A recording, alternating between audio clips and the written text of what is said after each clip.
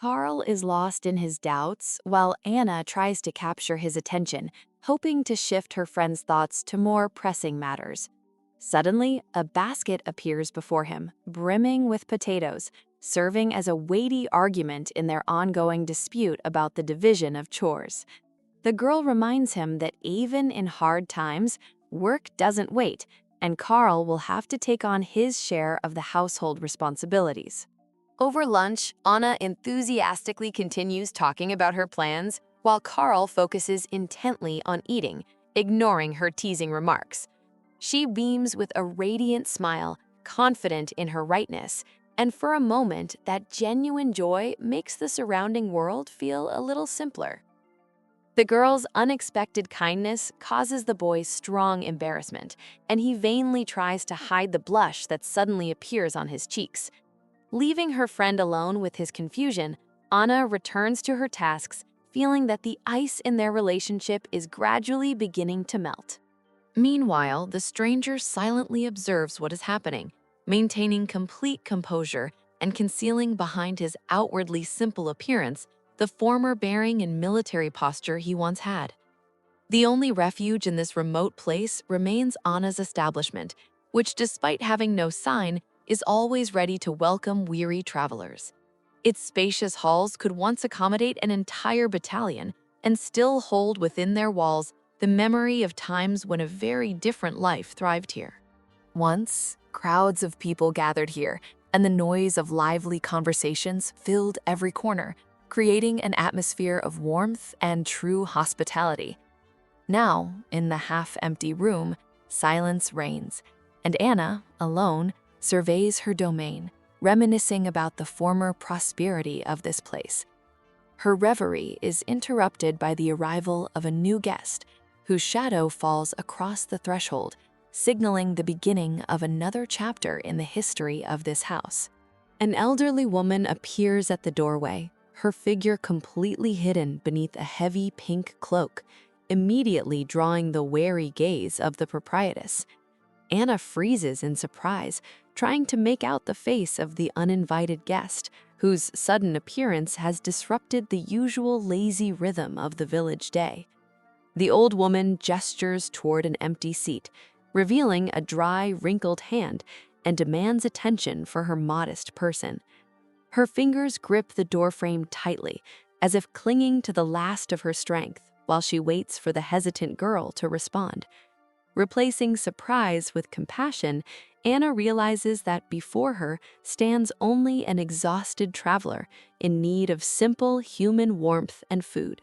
Soon, a plate of scalding hot soup appears on the table, its aroma filling the space and promising the guest long-awaited relief and satiety. While the old woman eagerly devours the meal, Anna watches her with a smile, and Carl continues his work without being distracted by the conversation. The girl carefully observes every movement of the woman, glad that her culinary efforts are to the taste of this unusual and silent visitor. Soft sunlight gently illuminates the old sign, confirming that in this house there will always be a place for those who have lost their way. Having finished her meal, the guest thanks the hostess, and Anna warmly clasps her hands, seeing the woman off with sincere wishes of good fortune. After watching the old woman disappear, Anna remains standing in place for a long time, lost in thoughts about how brief and random human encounters can be.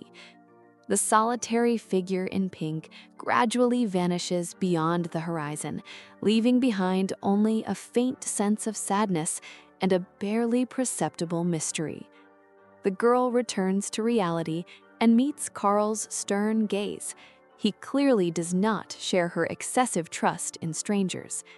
The young man silently listens to his friend's justifications, leaning on a pole, and his silence speaks more eloquently than any words of his inner dissatisfaction with the situation.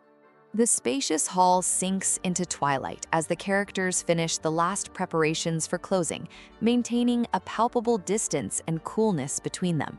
Carl's words about the old woman's suspiciousness strike Anna to the quick, forcing her to defend her actions and her right to simple compassion. He directly asks whether she knows where their guest went, trying to draw Anna into an honest conversation about her excessive carelessness. Realizing she has been caught in a small lie, Anna's expression changes as she understands that Carl cannot be deceived as easily as others. Carl continues to insist, reproaching his friend for excessive trustfulness, that in these troubled times could turn into serious trouble for both of them. He reminds her of the countless dangers hidden behind the mask of innocent travelers, and his voice sounds unusually harsh, brooking no argument. The young man's gaze dims as he sinks into his own dark thoughts about the injustice of a world where kindness often becomes a weakness. The sudden change of subject silences Anna as she tries to grasp the depth of the bitterness that has suddenly surfaced in the words and gestures of her loyal companion. A mask of detachment freezes on his face, as though he is once again reliving moments he would prefer to forget forever for the sake of his own peace. Before her eyes once again appears the image of the departed woman, whose words left a strange aftertaste, compelling Anna to analyze their odd encounter over and over. The girl feels an inexplicable anxiety growing inside her, while her usual confidence in her own rightness slowly melts under the weight of doubt. She tries to call out to him, but Carl's heavy footsteps echo through the empty hall, underscoring the wall of misunderstanding that has risen between them. His jaw is tightly clenched, and determination to shield their small world from any external threat, no matter the cost, burns in his eyes. The young man realizes that his bluntness may have hurt Anna, but for him, the truth will always remain more important than pretended calm and false illusions. Anna begins to understand the reasons for his harshness, recalling the invisible scars that the war left on the soul of every inhabitant of their small village. Memories of the horrors endured make his heart beat faster, reminding him of times when every mistake came at an unbearably high price. The tension between them gradually eases, replaced by silent agreement to leave this argument in the past and focus on the present moment. Trying to lighten the mood, the girl laughs brightly, and that sound, like a ray of sunshine, pierces the dark clouds of distrust that have gathered over the heroes.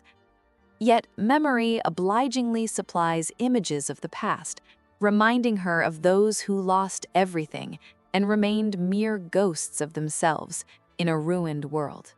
The dry palms of the guest, which Anna clasped so recently, now seem to her a symbol of all the lost hopes and unspoken words of a departing generation. She unconsciously touches her own face, feeling the thin line between reality and the fears that forever haunt people after great upheavals. Hiding her inner trembling, Anna smiles again, trying to return the conversation to a lighter tone and convince her friend that the worst is already behind them. Her sincerity disarms, and it seems that no darkness can extinguish this inner light that guides her through any trial life throws her way.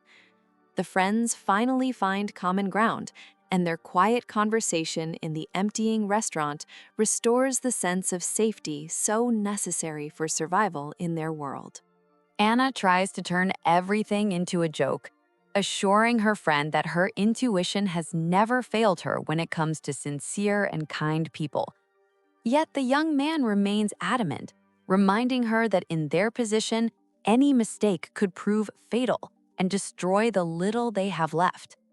Paying no attention to his grumbling, the girl declares that their new acquaintance is too handsome to be a villain, and this completely disarms Carl. The argument gradually dies down, and fragile peace returns to the empty restaurant, broken only by the distant creak of old floorboards and the sound of the wind. Carl intently studies his friend's face, amazed by her ability to preserve optimism even when storm clouds gather ever more densely overhead.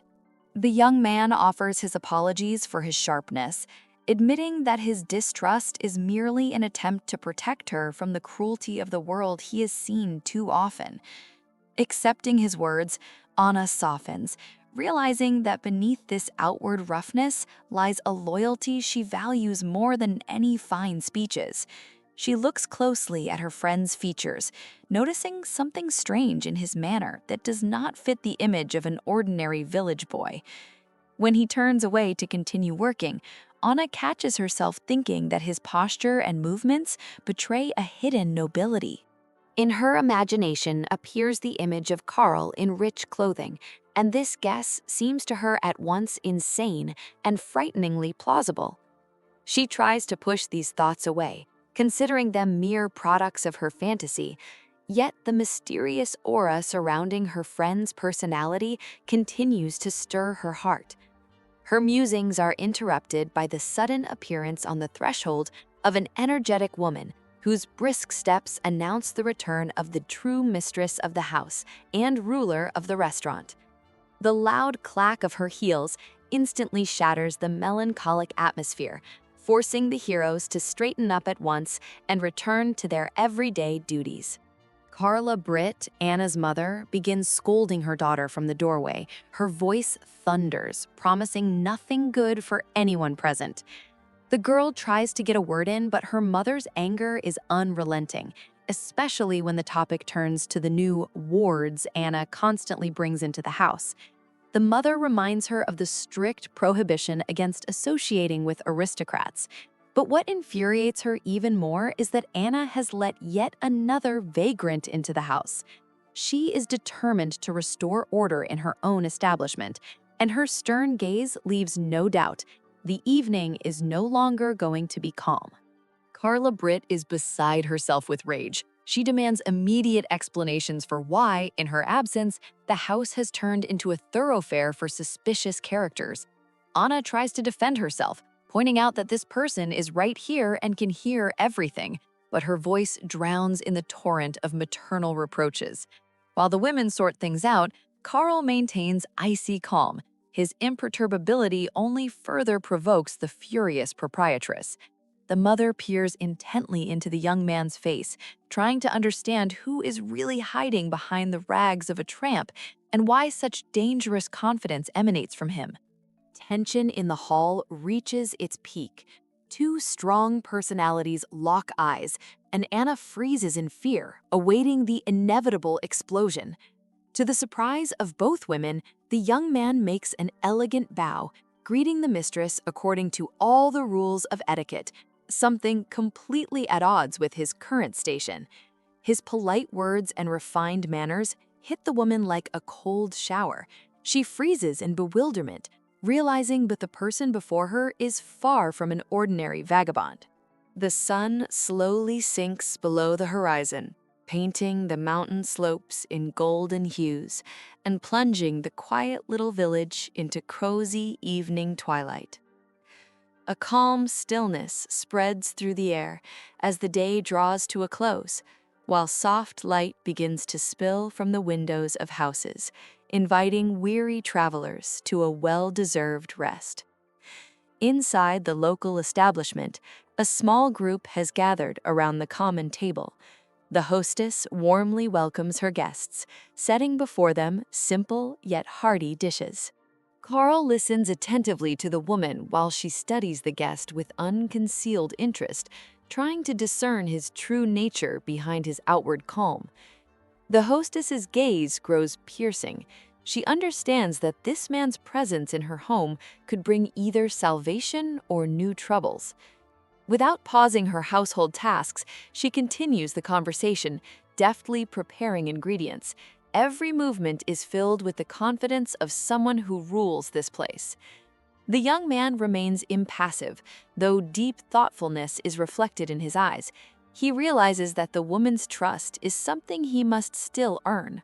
The tension gradually eases, and a friendly smile appears on the woman's face. She softens, touched by the politeness and refined manners of her unusual guest. The hostess laughs cheerfully, showing Carl some records. It seems the ice of distrust has finally melted. giving way to sincere and open communication. Lively conversation flares up over dinner. A warm, homely atmosphere settles into the small tavern, one the characters have sorely missed in recent times. Now she looks at Carl as an equal. The woman is ready to hear his story to the end and make a decision that will change their fates. Carl gets to the heart of the matter. His voice sounds firm, his gaze fixed on his interlocutor, emphasizing the weight of every word he speaks. The others present fall silent, listening closely to their exchange. In this moment, it is decided whether this chance meeting will become the beginning of a long partnership. Their eyes meet in silent agreement. An unspoken bond forms between them, rooted in mutual respect and shared goals in this dangerous world. A sudden exclamation from the neighboring table interrupts their conversation. The patrons turn, drawn by loud words about changes already knocking at their doors. Carla Britt remains vigilant. She never takes her eyes off the visitors, determined to ensure her daughter's safety in these troubled times. The atmosphere in the room shifts abruptly as local men approach the table. Carl stands up, placing himself between the women and the uninvited guests. The men tried to overpower the young man with their numbers, but his unwavering posture and icy gaze make them hesitate and lower their tone. Not a trace of fear shows on Carl's face. He's ready to defend this place, making it clear that any threats are unwelcome here. The old man shakes his head sorrowfully, recalling the hardships of war. He warns the young against rash actions that could shatter the fragile peace in the village. Carl listens to the admonitions in silence. His eyes reflect the weariness of a man who has seen too many battles to get drawn into meaningless brawls. Tension escalates into open confrontation. The men demand that the stranger leave their circle immediately, accusing him of attracting unwanted attention from the authorities. The elder stands firm. He fears for the reputation of the establishment and the well-being of the villagers, believing Carl is no longer welcome here. The young man understands that his time here is coming to an end. He has no intention of imposing himself on those who see him only as a source of danger. The women look at him with a mixture of gratitude and regret. They realize this man has become far more than just a passing guest to them. In token of appreciation, the hostess hands him payment for his help. She tries not to show her feelings, masking her sadness behind a mask of practicality. The weight of the moment presses heavily on her. She knows parting is inevitable, yet her heart refuses to accept that he will continue his journey alone. Carl accepts the bundle, taking one last look at those who gave him shelter. Silence falls over the hall, broken only by the crackle of logs in the fireplace. Having gathered his things, he heads for the door. His movements are precise and assured, those of a man accustomed to endless wandering and solitude. His final glance back is filled with hidden sorrow. He will remember this warmth, even though he knows only the cold of the night road awaits him ahead. The dull thud of boots on stone marks the end of this brief chapter. The traveler steps into the darkness, leaving behind the lights of the hospitable village. Carl finally leaves the tavern. His footsteps echo loudly in the night silence, leaving behind the only house where he was ever truly welcomed. For a moment he pauses, casting a farewell glance at the glowing windows. In his eyes, one can read a silent gratitude for the mercy that was shown to him. Mother and daughter watch him go. Anna cannot hide her sadness, realizing that their protector is walking off into the unknown. The proprietress resolutely slides the bolts shut. She must remain strong to shield her family from whatever upheavals tomorrow may bring. As soon as the door closes, Carla's anger bursts forth. She unleashes a torrent of reproaches on her daughter, considering her behavior the height of recklessness and carelessness. The mother is at a loss for words in her indignation. She sees only danger in the chance passerby and cannot believe Anna so readily trusted a stranger. The girl silently endures the furious tirade. She understands her mother's fears, yet deep in her heart, she believes Carl is not at all the villain he is taken for. The quarrel reaches its peak. Anna tries to defend herself, reminding her mother of the past, but these words only wound Carla more deeply, reopening old, still unhealed scars. Seeing the suffering of the person dearest to her, the girl's anger gives way to pity. She realizes just how profoundly the war and its losses have changed her mother's character. The woman tries to calm herself, steadying her breathing. She understands that her excessive strictness stems solely from a desire to protect her daughter from repeating her own mistakes. The daughter gently embraces Carla, silently asking for forgiveness.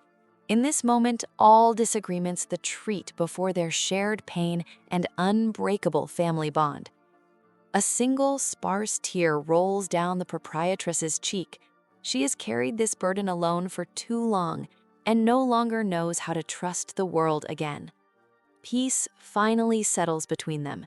They remain alone with their thoughts, understanding that new trials await ahead, trials that will demand unity. Regaining her composure, the mother gives her final instructions. Despite the stress she has just endured, she remains ready to keep fighting for their modest happiness in this harsh land. After the guest's departure, the hostess tries to lighten the mood. She smiles at her daughter, trying to show that life goes on and they must move forward. Mother and daughter discuss what happened in a calm setting. Carla makes it clear that all her actions were driven solely by concern for the family's safety. Despite her outward composure, doubts linger in her soul. She hopes the decision she made was the right one and will not bring trouble in the future. Her mother's words catch the girl off guard. She begins to understand the true motives behind Carla's actions, which previously seemed to her only excessive strictness. Relations between them gradually improve. Carla acknowledges that Anna showed courage, while the daughter begins to better understand her mother's sense of responsibility. The tension finally disappears, replaced by genuine laughter. The girl is glad the conflict is resolved, and mutual understanding has returned to their home. The mother tenderly embraces her daughter, assuring her of her support. In this gesture, one feels the full depth of their love and readiness to protect each other. The girl's face glows with joy. She believes that together they can overcome any difficulties fate may bring in the future. Yet, a shadow of sadness still flickers in the mother's eyes. She knows the world outside is cruel, and their small happiness is very fragile. In the warm lamplight, mother and daughter find comfort in each other's embrace. For them, this evening has become an important lesson in trust and forgiveness. Together, they head toward the staircase to finally rest after a long day. Their shadows fall across the tavern walls, underscoring their unbreakable bond. The girl feels safe. She knows that as long as they are together, no external storms can destroy their small world. Outside, deep night has settled in. The cold light of the moon floods the surroundings, reminding them that the greater world continues to live by its own laws. Meanwhile, Carl opens the reward he received. Gold coins dimly glint in the darkness, becoming the only reminder of his short stay at the tavern. The young man thoughtfully fingers the coins. The money will help him continue his journey, but it cannot replace the warmth he left behind. His figure looks solitary against the majestic backdrop of nature. Ahead lies uncertainty and new dangers, to which he has long grown accustomed. The traveler continues onward through the night forest. Each step carries him farther from the village, deeper into the dark mountains. His face remains impassive, but the cold moonlight is reflected in the depths of his eyes. His road goes on, and no end is yet in sight. As Carl walks through the night forest, A strange vision pierces his mind. Before him appears a ghostly figure shrouded in mystical radiance, like a messenger from another world. Images of the past or possible future flash one after another. He sees himself in a different guise, in a place filled with ancient magic and forgotten secrets he has long tried to leave behind. The vision warns him the path he has chosen will inevitably lead to a confrontation with forces beyond human imagination. Fate is once again laying claim to him. Carl snaps back to reality. The vision vanished as suddenly as it appeared, yet it left behind an oppressive sense of anxiety and the realization that peace is only a dream for him. He continues through the thicket. The night grows colder, and the sounds of the forest more ominous, as though nature itself is holding its breath in anticipation of what is to come. Despite his fatigue and the strange omens, the young man does not slow his pace. His goal is clear, and he will not allow ghosts of the past to knock him off course. Carl maintains icy calm despite the sudden encounter. He surveys the newcomers with a cold gaze, trying to understand the true reason for their appearance at such a late hour. The strangers block his path, behaving provocatively and boldly. The group's leader steps forward, clearly intending to draw the traveler into an unpleasant conversation.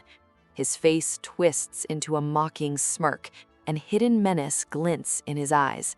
It seems this meeting in the wilderness was planned in advance to catch the young man off guard. Carl listens to their grievances with a stony expression. He understands that these people are looking for any excuse to start a conflict, but he refuses to let them throw him off balance. His opponent's irritation grows. The silent superiority Carl exudes wounds his pride. He nervously adjusts his collar, barely restraining the surge of rage that floods him. The situation heats up, and the air around them grows heavy.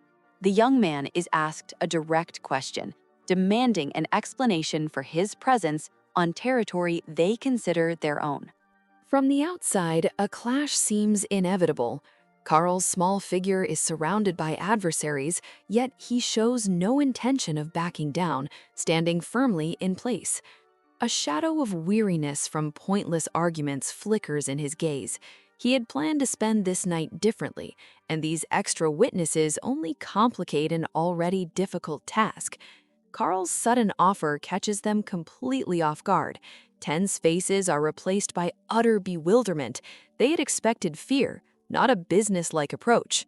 Instead of excuses, he presents his catch. The heavy carcass in his hands serves as the best proof that he is simply a hunter going about his business. Seeing such an abundance of provisions, the group is struck speechless. Their anger vanishes instantly, replaced by genuine delight at the sight of fresh meat. The ice of distrust finally melts. Hostility gives way to rough merriment, and now they see him not as an enemy, but as a valuable guest capable of brightening their meager meal. Without unnecessary words, Carl hands his catch to the stunned travelers.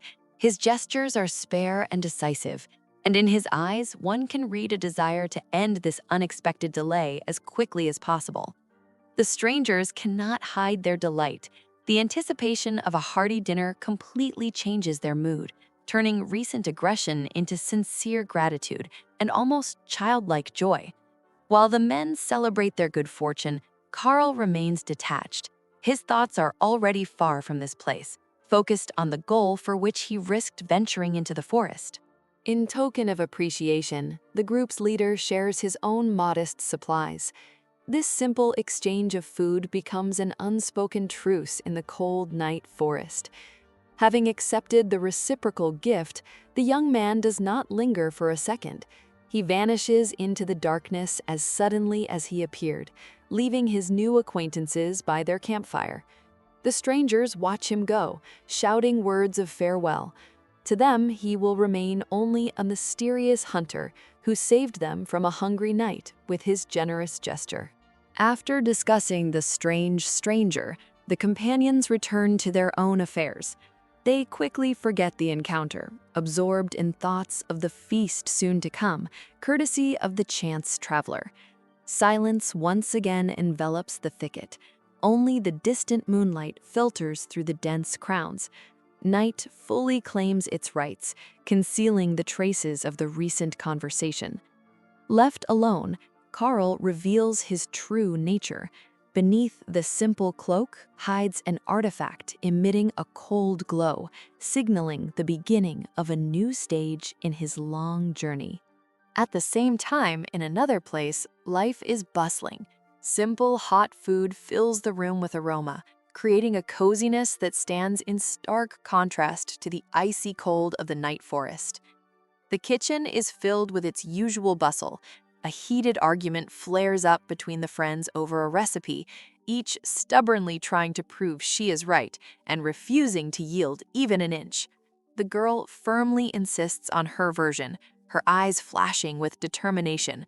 She is not accustomed to losing, even in small things, and this evening will clearly be no exception.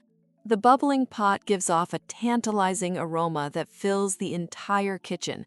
Each stir of the spoon brings them closer to the long-awaited moment of tasting this simple yet hearty dish. The girl turns to the master for advice, hoping to resolve the culinary dispute. The old man listens attentively to her arguments, maintaining the imperturbable calm of an experienced mentor. Yet the blonde's thoughts suddenly drift far beyond the warm house. Her gaze is fixed on the dark silhouettes of the mountains, where something mysterious lies hidden in the night's silence. The lights of the settlement seem tiny against the majestic backdrop of nature. Somewhere out there, among the rocks and trees, runs the path that so entices the young seeker of adventure. A sudden realization makes her heart beat faster. She notices something unusual that causes her, for a moment, to forget everything else and hold her breath in surprise. Far away in the depths of the forest, Carl sets up his camp. The flames of the campfire cast long shadows across his figure, surrounding him with an aura of mystery and solitude. He is lost in thought, noticing nothing around him. The fire warms his body, but his mind is occupied with planning the next steps in this dangerous and unpredictable journey. The unexpected arrival of a guest interrupts his reflections. She stands directly before him, resolutely determined to uncover the identity of the stranger who dared to camp in these parts. Recognizing the stranger as an old acquaintance, she breaks into a welcoming smile. Hostility instantly gives way to genuine joy at this chance meeting under the cover of night. Carl meets her with a calm, slightly ironic gaze. He had not expected to see her here, but he seems far from opposed to such company on this quiet evening. Shared chores by the fire quickly bring them closer. The tension completely disappears, giving way to cozy conversation and the simple human warmth both had been missing. In the half-light of the campfire, their eyes meet. A serious conversation begins between them, in which simple words conceal deep feelings and unspoken promises. The girl's laughter rings like a bell through the forest, dispelling the night gloom. She enthusiastically sets about cooking, trying to impress her silent companion. Carl decides to contribute to the dinner. His confident movements reveal an experienced traveler who knows how to prepare food in the field. A secret ingredient is added to the bubbling mass, promising to give the dish an unforgettable flavor. This moment becomes the culmination of their joint culinary efforts. The final touches are complete. Now they need only wait for the fire to do its work. Fragrant steam rises toward the stars, marking the end of this long and eventful day. Carl offers his companion a share of the modest meal. He does so simply and without extra words, showing unexpected care that contrasts with his usual sternness. In the flickering firelight, his face appears softer. He shares his thoughts, and his calm voice soothes the girl, helping her forget her nighttime fears. Surrounded by the silence of the sleeping forest, they seem to be the only living souls in this world. The campfire creates a protective barrier around them against the encroaching darkness and cold.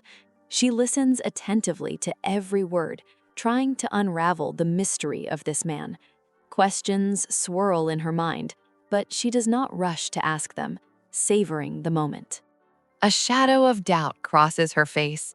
She understands that their paths have crossed for a reason, and that this meeting may change her entire familial life forever. The young man continues eating, fully absorbed in his thoughts. He is untroubled by her intense gaze.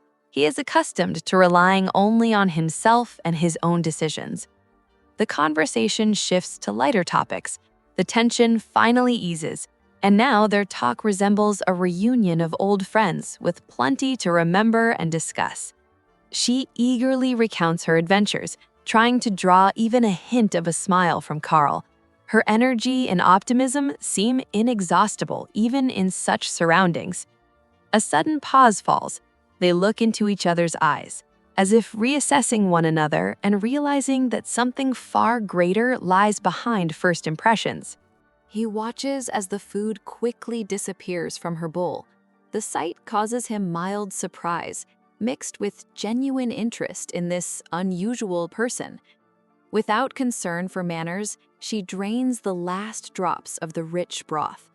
At this moment, she looks completely happy and satisfied with her improvised forest supper.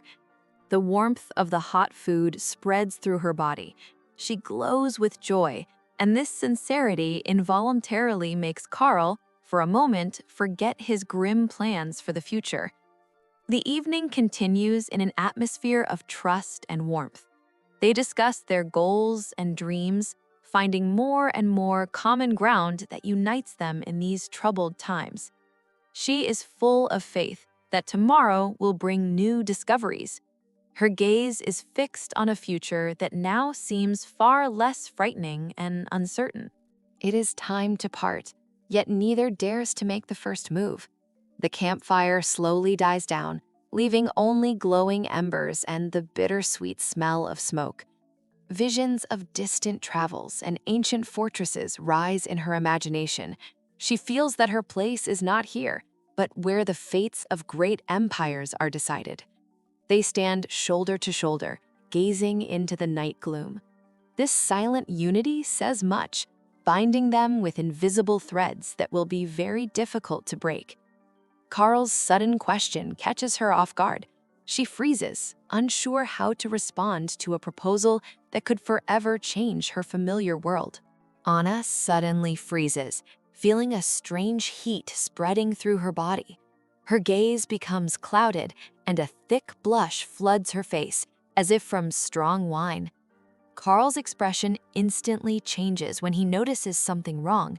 Genuine alarm and a silent question flash in his eyes. What went wrong with their peaceful dinner? The girl convulsively covers her face, making a strange sound like stifled laughter. The young man rushes to her, trying to find out if she is all right, but Anna can no longer control herself. A loud, hysterical peal of laughter pierces the forest silence.